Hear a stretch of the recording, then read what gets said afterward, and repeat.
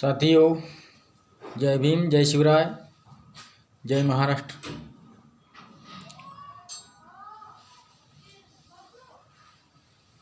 आज ये वीडियो बनाने का मुझे बहुत अफसोस है और मैं अफसोस के साथ ये वीडियो बना रहा हूँ, क्योंकि ये वीडियो बनाना मेरे को ज़रूरी लगा है, बोलना मेरे को ज़रूरी लगा है, इसलिए मैं ये वीडियो बना रहा हूँ भाई। नहीं तो मुझे ये वीडियो बनाने का कोई शौक़ नहीं। मैं खेती किसान मज़दूर का बेटा हूँ, खेती किसानी करता हूँ और हमारा ये पारंपरिक व्यवसाय है, इसलिए हम लोग आगे नहीं बढ़ पाए। मैं गांव खेड़े में भी अटक गया। लेकिन भाइयों, ये महाराष्ट्र में हलचल देख के मुझे ऐसा लगा कि कुछ बोलना चाहिए, और ख़ास करके महाराष्ट्र के मुख्यमंत्री देवेंद्र फडणवीस को मैं ये वीडियो के माध्यम से बोलना चाहता हूँ कि देवेंद्र फडणवीस, तुम्हारा वीडियो मैं देख चुका हूँ।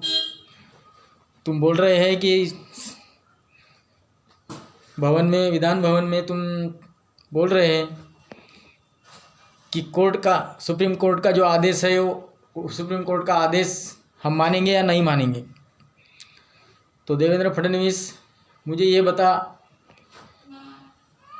1 अगस्त 2024 को उपवर्गीकरण के बारे में सिर्फ जज ने बोला था कि उपवर्गीकरण कर सकते हैं, उपवर्गीकरण करो, ऐसा नहीं बोला है। और तू आँख से अंधा और कान से बहिरा होगा तो अपने आँखें, कान और मुंह, ये तीनों भी अच्छे से डॉक्टर को दिखा ले और साफ कर ले, और तू अपनी तबीयत अच्छी कर ले। क्योंकि मुझे ऐसा नहीं लगता कि तू मुख्यमंत्री का पद का दावेदार है। जो संविधान भारत का है, वो संविधान के भारत के हिसाब से मुख्यमंत्री राज्य का कैसा होना चाहिए, उसके सोच विचार कैसे होना चाहिए, तो संविधान के हिसाब से तेरे अंदर कुछ भी खूबियाँ है नहीं कि तू मुख्यमंत्री, बस तुझे यूँ उठा के नागपुर से वहाँ बिठा दिया, वो बम्बई में बिठा दिया तुझे मुख्यमंत्री पद पे। और इसका कारण भी मैं अच्छे से जानता हूँ, कि तुझे उठा के वहाँ क्यों रख दिया। ये वीडियो के माध्यम से मैं तुझे यही बताना चाहता हूँ कि संविधान की पढ़ाई अच्छे से करना बेटा, संविधान को अच्छे से समझ लेना। कोर्ट क्या बोलता है, अपन क्या बोलते हैं, अपन क्या लोगों को बताते हैं। तेरा वीडियो देखा मैं, तू बोल रहा है कि सुप्रीम कोर्ट का आदेश है, करेंगे या नहीं करेंगे, करेंगे या नहीं करेंगे। सुप्रीम कोर्ट का आदेश का पालन होना चाहिए या नहीं, हम मानते हैं आदेश का पालन होना चाहिए, तू आदेश का पालन कर। लेकिन मुझे ये बता कि जो सुप्रीम कोर्ट ने ऑर्डर दिया है, किस बेसिक पे ऑर्डर दिया है। क्या सुप्रीम कोर्ट ने कोई कमेटी स्थापन करके 59 जाति में सर्वे किया है इसके पहले? क्या किसी ने याचिका दाखिल किया है उपवर्गीकरण की? किसी जाति ने, अनुसूचित जाति ने याचिका दायर किया है कोर्ट में? वो भी नहीं। तुम हवा में पत्थर मार रहे देवेंद्र फडणवीस, तुम हवा में पत्थर मार रहे, ध्यान में रखो। आज तुम्हारी है, कल हमारी बारी रहेगी। मैं गांव खेड़े का देहाती आदमी हूँ, लेकिन मुझे इतना समझता है कि कानून का उल्लंघन नहीं करना चाहिए। अब रही बात, तू मुख्यमंत्री इसी लायक नहीं है क्योंकि तुझे कानून का कुछ मालूम नहीं है। तू सिर्फ झगड़ा लगाना चाहता है। दोनों भाई, मातंगा और महार, ये दोनों भाई है, और ये दोनों भाई में तू झगड़ा लगाना चाहता है। काटेंगे मरेंगे तो साले मरो तुम, हम तो क्या, हमारी कुर्सी तो है, कुर्सी तो रहेंगी, यही चाहता है तू। लेकिन हमारे मातंग भाई को कभी समझता नहीं ये बात। जो समझती है 50% ऐसे मातंग भाई है, उनको समझता है, और 50% ऐसे मातंग भाई है कि जिनको नहीं समझता है वो बात, और जिनको नहीं समझता है वही मैदान में डटे हुए हैं। तो भाइयों, मातंग भाइयों, मेरे ये वीडियो के माध्यम से आपको भी कहना है कि आप शांति दिमाग से सोचो आने वाला कल कैसा होगा। अगर एक घर के अगर 2 टुकड़े हो गए तो घर में क्या कंडीशन होती है, क्या गुजरती है किसके ऊपर, तो भाई तुम जाने और हम जाने। लेकिन हम तो यही चाहते हैं, क्योंकि आप हमें बड़े भाई बोलते हो, तो हम यही चाहते हैं कि भाई तुम हमारे ही साथ रहो, बाहर मत जाओ, लोगों के बहकावे में मत जाओ। कि वो लोमड़ी की जात है, लोमड़ी समझते हो, लोमड़ी की जात है, बिना मेहनत किए हड्डी खाती है लोमड़ी, बिना मेहनत किए हड्डी खाती है, मालूम है। और आप सभी लोगों को मालूम है लोमड़ी कैसी रहती है। अरे वो लोमड़ी की जात है, वो लोमड़ी ने तुमको बहका दिया है, लोमड़ी के तुम इसमें गए हो, फेवर में गए हो। पर बात ध्यान में रखना मातंग भाइयों, तुम्हें मैं लिख के देता हूँ, ये 5 साल तुम्हारे साथ ये लोमड़ी अच्छी रहेंगी। 5 साल के बाद में तुम्हारा इतना हाल करेंगी कि तुमको कहीं का छोड़ेंगी नहीं। तुमको वही पारंपरिक धंधा करना पड़ेगा तुमको, वही। और तुम्हारा जो अभी ना समझ है वो तो ना समझ है, लेकिन जो समझदार है उनका बहुत नुकसान होगा, उनका कैरेक्टर ख़राब हो जाएगा। मैं गांव खेड़े का देहाती आदमी, मैं इस बात को समझ सकता हूँ कि तुम नहीं समझ सकते, तो क्या करेंगे उसके लिए। अलग होना चाहते हैं, अलग हो जाओ, अलग हो जाओ भाई, अलग हो जाओ। ले लो तुम उपवर्गीकरण अपना, ले लो जो है 0.2% 10% क्या है क्या, तो लोक संख्या हिसाब से तो तुम्हारा ये होगा क्या। अरे तुम 10 लोग हो तो क्या थाली कोई 20 देगा क्या तुमको, क्या 10 ही देगा ना। फिर ये बात है, 10 लोगों के ही भोजन आएगा ना, 10 लोगों के लिए थाली आएगा ना, 20 लोगों के लिए क्या एक्स्ट्रा कोई देगा क्या, नहीं देगा। तुम्हारी जितनी जनसंख्या है उस जनसंख्या के हिसाब से 59 जो जाति है, 59 जाति के हिसाब से तुमको आरक्षण मिलेगा। तो अच्छी बात है भाई।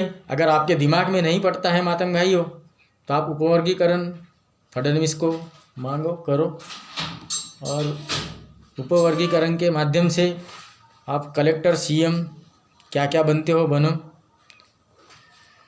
आपकी बुद्धि है। हमारी बुद्धि तो यही बोलती है कि भाई साथ में रहो, लेकिन तुम्हारी बुद्धि है कि हमको अलग होना, तो अलग हो जाओ। क्या वही तो फडणवीस सरकार वही चाहती है कि अलग हो जाए, तो ताकि मज़ा आ जाए। जब शेर शिकार करता है, भैंसों का बहुत बड़ा ये रहता ना, ग्रुप रहता भैंसों का जंगल में, तो शेर को जब भूख लगती है तो शेर क्या करता है, जो कमज़ोर भैंस है उसको, उनका जो संगठन रहता है 200 300 500 भैंसों का, उसमें से जो कमज़ोर भैंस है उसको पहचान लेती हो, उसको पहचान लेता हो शेर। और वो पहचान लेने के बाद में उसको वहाँ से संगठन से बराबर धीरे धीरे निकालता, धीरे धीरे दोस्ती बढ़ाता है। वो शेर धीरे धीरे दोस्ती बढ़ाता है, लेकिन वो भैंस कमज़ोर भैंस रहती, बुद्धि से कमज़ोर भैंस रहती, वो भैंसों को मालूम ही नहीं रहता कि ये मेरे को खाने वाला है।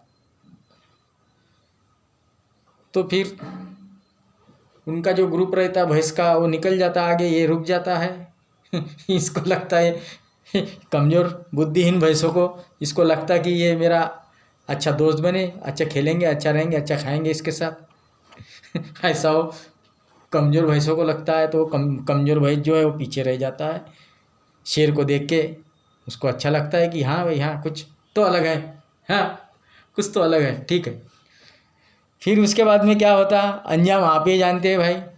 जैसा उसका संगठन आगे चला जाता है, 100-200 भैंसें जैसी आगे चली जाती है और ये पीछे रहता, ये इसके साथ रहता, ये मौका पाके उसका गला फाड़ लेता है, उसका खून पी लेता है, बाद में उसका मांस खा लेता है। भाइयों सेम टू सेम कहानी है, सेम कहानी है मातंग भाइयों, सेम कहानी। ये मेरा वीडियो देखो, ये वीडियो देख के समझा करो बात को। अगर समझ गए तो समझ गए, नहीं समझ गए तो हमारा नुकसान नहीं है। देख, मैं खेती किसानी वाला आदमी हूँ, मैं समझ सकता हूँ। अगर यहाँ से अगर तुम गायब हो गए,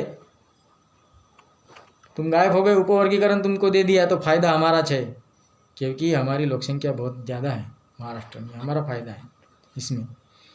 हम आगे बढ़ेंगे ना, हमारे बाल बच्चे आगे बढ़ेंगे ना। तो भाइयों ये सोचने लायक बात है। तो देवेंद्र फडणवीस जी, अजी बोलना बेकार है। मैं साला बिन फालतू में आपको रिस्पेक्ट दे दिया, मैं जी शब्द अपना पीछे ले लेता हूँ। देवेंद्र फडणवीस भाई मैं तो गांव खेड़े का देहाती आदमी हूँ, किसान मजदूर का बेटा हूँ मैं, लेकिन मुझे इतना मालूम है कि आने वाले समय में भी तू टिक नहीं पाएगा हमारे सामने, तू टिक नहीं पाएगा देवेंद्र फडणवीस। तू भी नागपुर का है, मैं भी नागपुर का हूँ, मैं भी नागपुर का हूँ। तुम्हारी बुद्धि हमारी बुद्धि में बहुत फर्क है। अब तुमको ऐसा लगता है कि राज हमारा है, ठीक है भाई, राज है, 14 से राज कर रहे, राज करो, क्योंकि इस देश में सबसे बड़ा ओबीसी समाज है और ओबीसी समाज को सबसे ज़्यादा चूतिया बना के रखे हो तुम लोगों ने। लेकिन जिस दिन ओबीसी समाज ये समझ जाएगा, और समझने के लिए अभी देरी नहीं है, अभी देरी नहीं है, बहुत समझ गया, बहुत ओबीसी समाज समझ गया। हम भी गांव खेड़े में रहते, हमारे गांव के ओबीसी लोग बहुत समझ गए बीजेपी क्या है और तू क्या है, देवेंद्र फडणवीस क्या है, मोदी क्या है, बहुत लोग समझ गए। और तेरे को वोटिंग बीटिंग कुछ मिलती नहीं है, तू ईवीएम के भरोसे महाराष्ट्र में आया है, और तेरी सरकार जो है ना ईवीएम के भरोसे आती है, वही तेरी देवता है। वो ईवीएम तेरी देवता है, ईवीएम तेरी माँ है, उसकी पूजा करते जा दिन रात ईवीएम की। ईवीएम का सहारा लेके तू यहाँ राजपाट कर रहा है। लेकिन बात ध्यान में रखना देवेंद्र फडणवीस, समय सबका आता है, चांद का भी आता है, सूरज का भी आता है। जिस दिन सूरज का समय आ जाएगा तो जल के खाक हो जाएगा, ये बात ध्यान में रखना, जल के खाक हो जाएगा। आओ, कहीं पे भी नहीं दिखेगा, तेरी राख भी नहीं दिखेगी, क्योंकि सूर्य का प्रताप इस देश को मालूम है, इस जनता को मालूम है और सबको मालूम है। अभी सूर्य का प्रताप अभी 40 डिग्री है, 40 डिग्री में आम लोग जी सकते हैं, रह सकते हैं, खुशी से रह सकते हैं। लेकिन सूर्य का प्रताप अगर जिस दिन 48-50 के ऊपर जिस दिन पारा जाएगा, उस दिन तेरी राख भी नहीं दिखेंगी यहाँ। और सूरज, आने वाला सूरज SC ST OBC होगा, SC ST OBC होगा। कल का आने वाला सूरज इस देश का मूल निवासी बहुजन समाज होगा। उस दिन तेरी राख भी नहीं दिखेगी इस देश में। क्यों? कि मैं तेरे को सलाह देता हूँ भाई, तू सभी लोगों से तुम्हारी कौम है, सभी लोगों से खुजा ले, लेकिन ये मार बुद्धिस्टों से मत खुजा भाई, तू मत खुजा देवेंद्र फडणवीस। मैं खेतीबाड़ी करने वाला इंसान हूँ, मैं समझ सकता हूँ। अब हमारे हाथ में कुछ नहीं है, तेरे हाथ में राजपाट है 2014 से।